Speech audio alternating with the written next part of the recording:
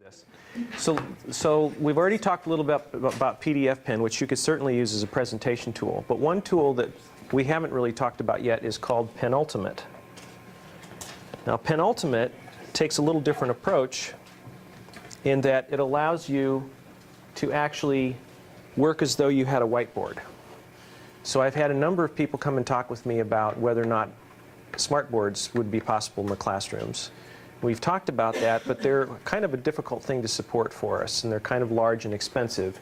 This provides us with the same sort of functionality. So I can go in and I can add new pages, and I can literally, using a stylus like this is not a pen, it's actually got a little soft rubber tip on it that's conductive, because that's important to make connection, and I can then just go ahead and begin.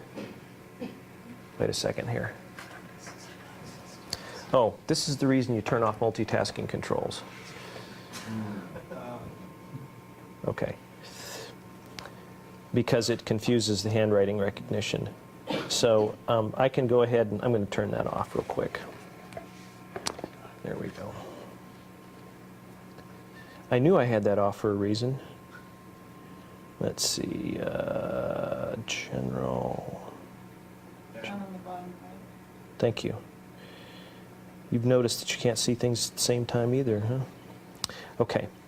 So it's just a place where you can begin, you know.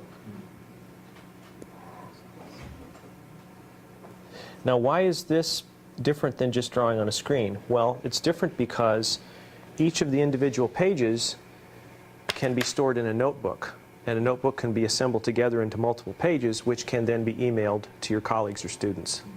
So you can capture notes on the screen as you're lecturing, including images, right? I can go to my photo set.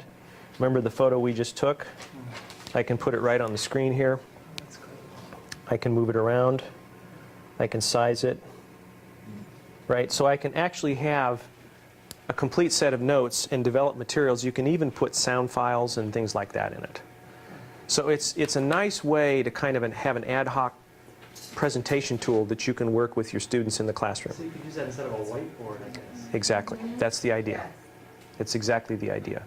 Is it smart? I mean, does it know what you're saying? No, it does not. Can't recognize It does not recognize text. It's just capturing an image is what it's doing. Right.